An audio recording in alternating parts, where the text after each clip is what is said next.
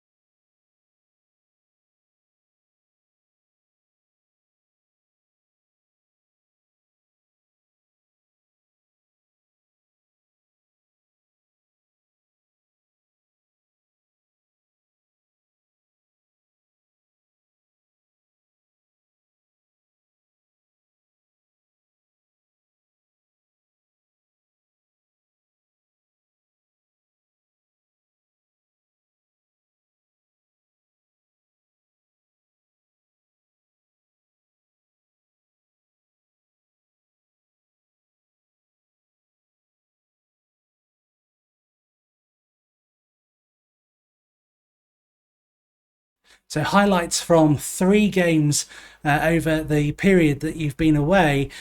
But I can tell you that we have played a number of other games and they've not gone particularly well. You saw us play Southampton and Leicester, which we picked up 4 out of 6 available points. But since then, we have been inconsistent. It's fair to say we lost 3-1 to Burnley in the match you've just seen the goals for.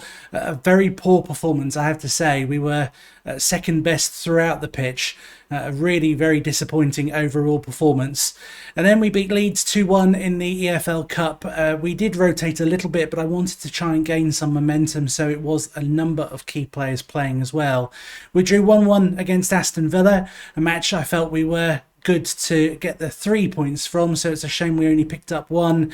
And then we faced up against some very scary opposition in Scary September, starting with Arsenal.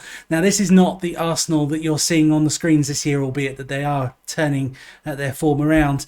They have made a number of very, very good signings. And you see here, Rafael Santos Borre, he's a very good striker. He scored twice. Rodrigo de Paul, the Udinese midfielder, I think he's Udinese at least, but again a very good player. And Willian as well, he scored twice against us, and we just weren't at the races for this one, with some players dropping below 6 rating as well.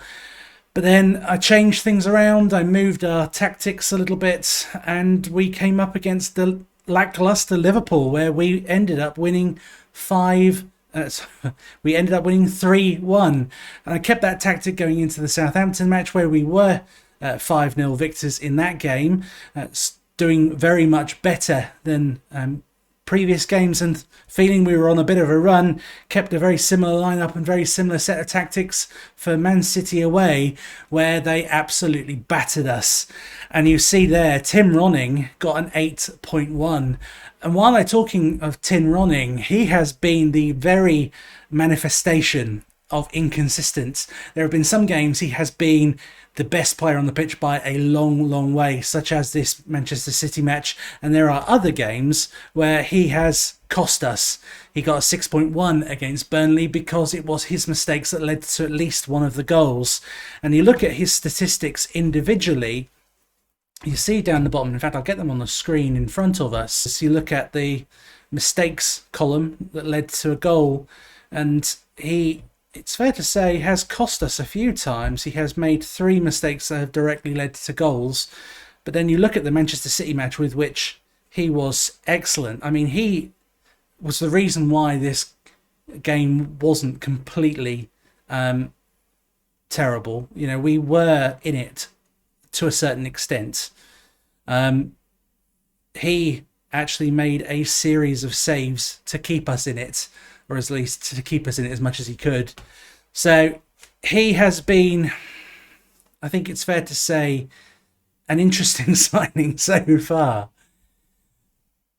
Speaking of signings, we do have another player who has joined us fact, we have 2 players. So I spoke of Lassina Traore on the previous occasions. He has now signed for us and has started off pretty poorly, it has to be said. Just 1 goal and 1 assist in 5 matches with a 6.7 average rating. I appreciate that sometimes strikers need that little bit of extra time in order to come through, especially somebody so young and especially somebody now living in a foreign country. So I'm hoping he will come good. I certainly will be persisting with him, but so far he has not been the most impressive of signings. Then the other signing, of course, is a familiar face. Ollie Skipp has rejoined us on a season-long loan. He is somebody who I think offers us a great deal of depth at defensive midfield, which is something I didn't have before. So you are now up to date in terms of results and up to date in terms of transfers. We just now need to play the very first game of October, which is that last game of that scary September period against Chelsea. And I'm desperately hoping today we can show a bit of resolve. Can we pick up a result in this game? Because, as I say, things have been up and down and all over the place, and it would be nice now to start putting together a run of form. So the team I have picked in order to face off against Chelsea is Ronning in goal, right back Sam Byram, only due to an injury to Max Aarons, which will keep him out for the next 3 weeks at worst.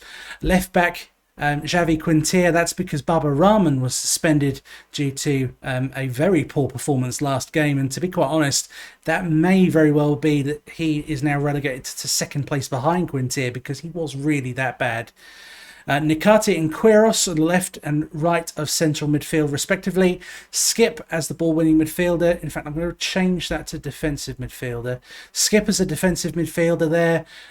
Onyeka as the box-to-box midfielder, Elena as the attacking playmaker, Buendia on the right, Castrati on the left. And I have to say, Castrati has been superb recently.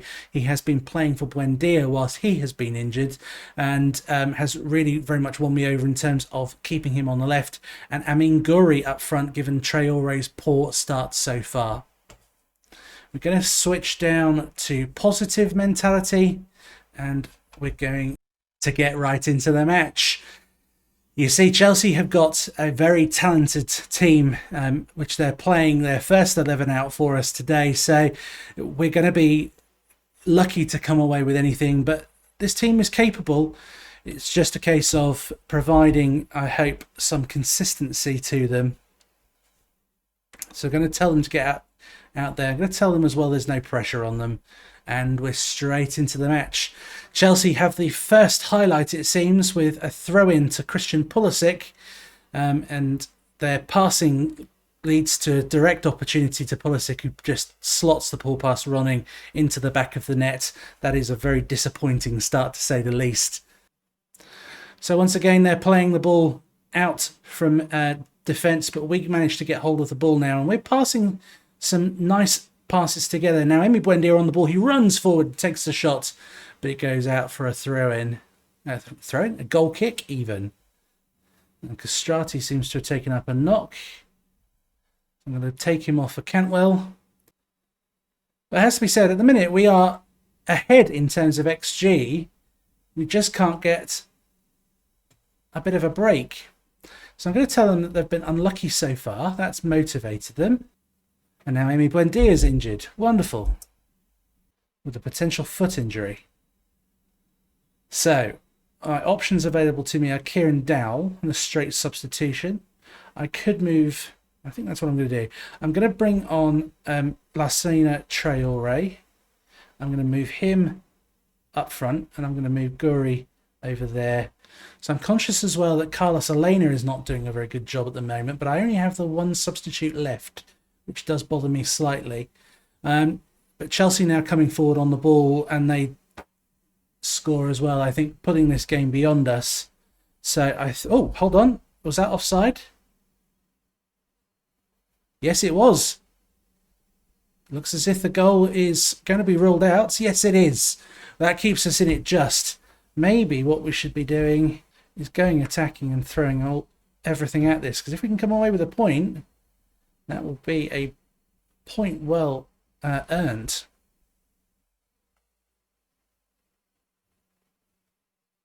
And off the crossbar. Now Traore on the ball. He's going to show I was about to say he's going to show us that he can run with the ball. I'm going to demand more from the team.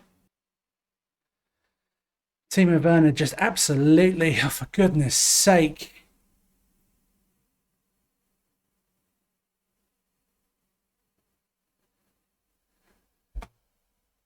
I mean, what happened here?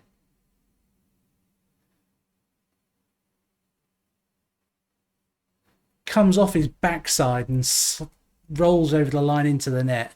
It's just an absolutely ludicrous goal to concede. Well, we have to take the positives. 2-0. We were actually ahead on XG. So in terms of our chance creation, we weren't doing too bad. There is some downsides. Quintier played poorly. Byron played poorly, albeit with the particular issues we have at fullbacks at the minute. But Guri and Cantwell weren't great either.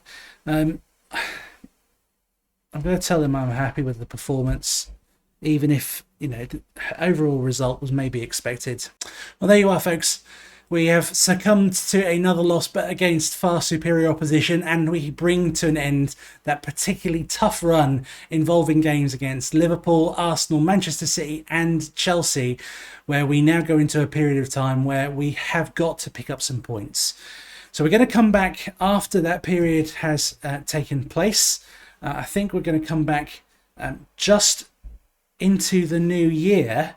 So maybe we'll come back for a little bit of action against Burnley and Aston Villa on the 15th and 18th of January, where we will also be looking at potentially January transfers, targets, those sorts of things ahead of, again, another very difficult period of games at the end of January and into February, where we play Arsenal, Liverpool, Man City and Chelsea in a very short space of time once again. Thank you very much for watching. If you like what you see, then please do all the usual YouTube stuff. Like, subscribe, share it amongst your friends. I'd be very grateful for all that, and I'm happy to answer any questions, any comments that you might have. Just post them down below underneath this video, or speak to me on my Twitter. Details for that are on the video, on the details down below. Thank you very much. See you next time. Take care. Goodbye.